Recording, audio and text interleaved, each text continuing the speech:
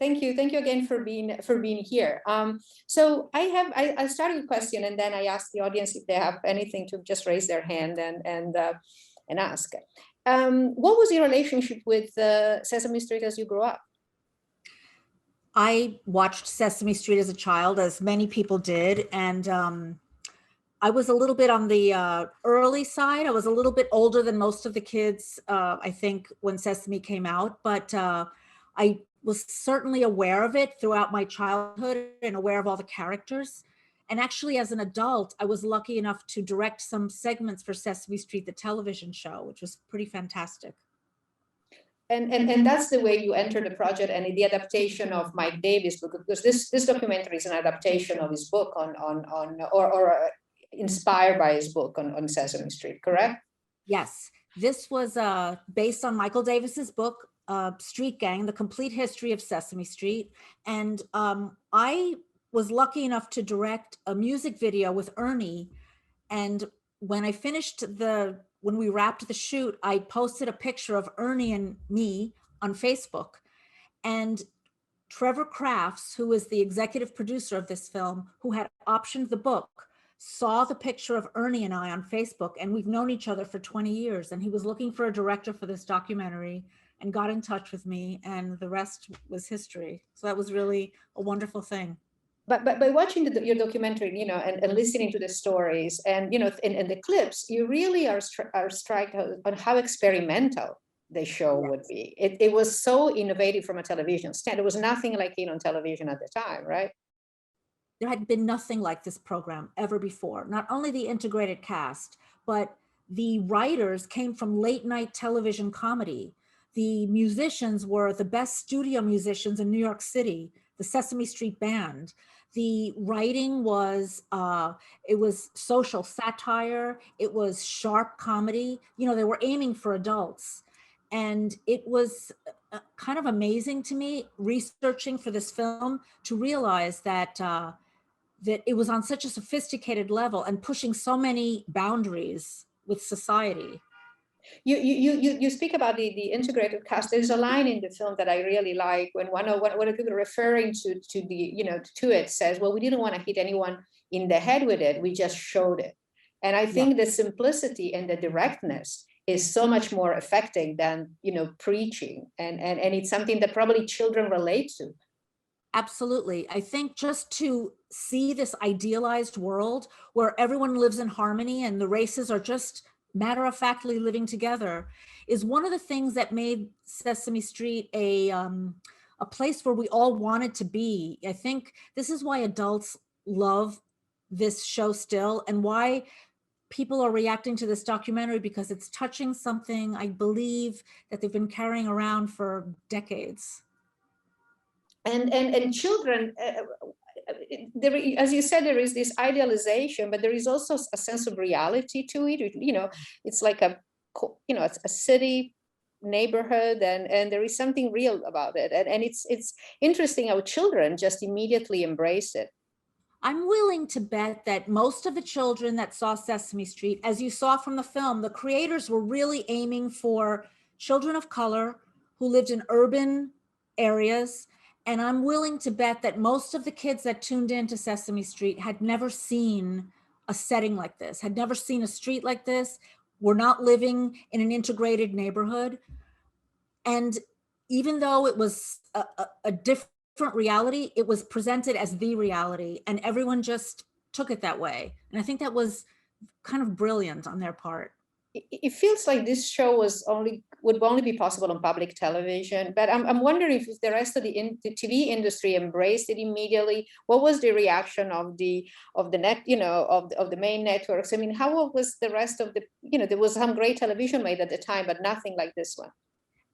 Sesame Street debuted on public television on UHF. It was very hard to tune it in. They actually sent out people to help guide parents on how to manipulate the rabbit ears on their television to receive the show. But even so, it was spectacularly popular from the start. And in fact, the networks ran promos to help Sesame Street, because they recognized that what You mean the other networks like ABC, CBS, NBC? Exactly. Huh. The big commercial networks actually ran promos.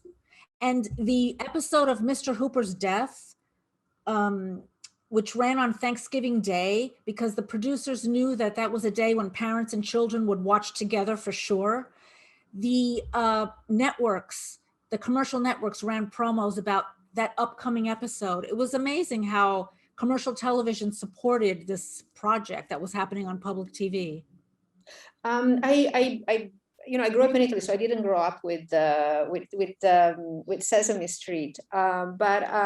What do you think are another thing that struck me is the fact that the music acts were not children music. They're like the top musician.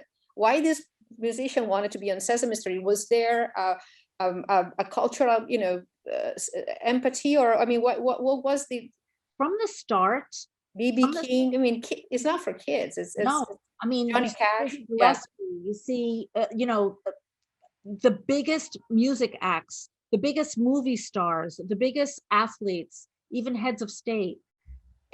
Within the first season of this show airing, celebrities and celebrities' agents were knocking on the doors, trying to get their clients to be on Sesame Street because it was a sensation. And to think that this was all through the lens of a show geared at preschoolers is amazing. And it's interesting the way the film shows the people that made it. You really fleshed out not only Joanne Cooney, but Jim Henson of course, and the director. And when I've spoken to people about this project through the years as we were making the film, the typical response was always, oh yes, Jim Henson created Sesame Street. And no one has ever heard of John Stone. John Stone, who was the creative force behind, so much of this show. He hired Jim Henson. It was his idea to put it on a street that was fashioned from a street in Harlem. He brought in Joe Raposo, the amazing Joe Raposo, the composer of all this music. John Stone, it was really my goal to bring out John Stone's name because he's unknown in the world. And how many years was he on the show for? Oh, from the beginning until 1996, I would say. Yeah. Wow. Maybe I misunderstood, but there's a moment in the film where you get the impression that Joanne Cooney was not. She's been asked before if she wanted to do something about the show, and she didn't want to, or they didn't want to. Why not something like what you didn't gel before? I'm sorry, Joan was asked that she didn't. There was something suggested in the film, or something. Maybe I misunderstood that there is a moment where she said, I didn't want to do it another time. That she talks about not wanting to do the documentary in a different. Or she was asked before to do something on the show, and she said no. Is that John Stone had an idea to do a behind the scenes of the show, and they just never did it. Most of the footage that you see of the behind the scenes of Jim Henson with Frank Oz and all that beautiful footage was shot by a crew member by the name of Victor DiNapoli back in 1981 through 1983. And he wanted to make a documentary showing the world what Sesame Street was like behind the scenes. And it's beautiful 16mm footage. And that documentary never happened. And that footage sat in a storeroom until we got it for this documentary. And it was an absolute priceless treasure trove of incredible footage. And everyone is so relaxed and at ease because a crew member, one of them, is the one shooting. And so that's what makes this footage so special. And also it really shows the fun they were having while they were doing the show. I mean, it's truly, adults playing, but at really super high levels. I mean, everyone borrowed from Sesame Street, but if you have to think of which are the shows that capture the essence or try to, rightly claim the tradition of it, is there anything? I mean, everyone has borrowed from Sesame Street since Sesame Street happened. There had never been a show that did so much research and so much curriculum, bringing in top flight educators, and they all do it to some extent now. But even today, no one is at the level that Sesame Street is, with the amount of curriculum and research that goes into every single episode. And it's even to me, and it's even to me the willingness to challenge children with a complexity, although it's under the form of fun. There is a word that seems more complicated than the one that that a lot of television dares to present to children these days. I mean, back in the day, the era of Sesame Street that we show in this film was the most experimental. I mean, the fact that Jesse Jackson comes on the set. It's a beautiful scene, yeah. And that's a Black Power chant that he's leading these children in, and you would never see this on television today at all. But no television, including Sesame Street, goes quite that far today. But I think they are still attempting to interpret the world to children. I know that now they're writing episodes that deal in topics like protests, and all the kids have seen the Black Lives Matter movement. All kids are aware that there's unrest in the streets again today, as there was in 1969. And the show is still attempting to interpret the world to children, which I think is quite amazing. When the show started, television audiences were much bigger, let's say much less fragmented. Yes. than they are now. Now they sort of divided in little niches and hundreds of channels. Do you think we're ever going to go back to a moment where something as unifying for the audience there is, the cultural impact of Sesame Street is due to its brilliance, but also to the fact that it captured all this enormous audience across the world, really. I think the stars aligned when this show came to be. You're right. The audience was huge, and it was a moment when you could capture a huge audience into one program. I think also the personalities that came together to create it were, it was like lightning in a bottle. It happened in this one moment. I don't think anything like that will ever truly occur again. With the force of Sesame Street was quite something. I don't think that's possible anymore. And do you have a favorite character? I like Oscar. I like Oscar because he kind of says it like it is, He's with a heart of gold inside, but he's just real, and he's my favorite. And if there are no questions, yes, there is one here in the mic. Oh, if you want to come here, sure. Yeah, come. Huh.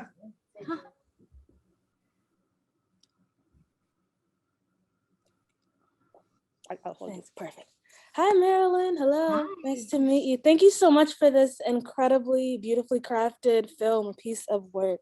I thoroughly enjoyed it. I actually graduated from UPenn, the University of Pennsylvania, and I had a really long conversation with Katie Mervs Meafy. She is part of the group of people who are working for the Sesame Workshop in Syria and Jordan right now. Oh, yeah. Tailoring some of the curriculum and content for children in refugee camps. And just watching this film and watching the origin of it all was super inspirational and really amazing. And I guess one of my questions, I have a bunch of questions for you, by the way, but this question is, as a director, as someone who has like a very tailored eye, what is something that you would like to have explored more within the origin story of Sesame Street, or just in general?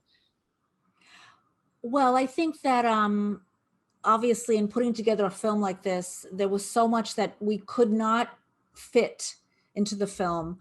I think that the fantastic Joe Raposo, the composer, is a film, he's worthy of an amazing documentary on his own. Right. There's so much. There's really so much backstory of all the characters and the human characters, that is. It was quite something. The original cut of this film was 6 hours maybe. Wow. And So there's a lot. I do think the overriding idea is that the arts, I made another documentary called Mad Hop Ballroom, in which urban kids learned respect and acceptance through ballroom dancing.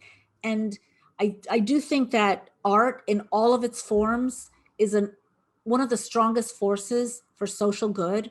And I think when children are exposed to the arts, you've got one of the most powerful weapons you can possibly have.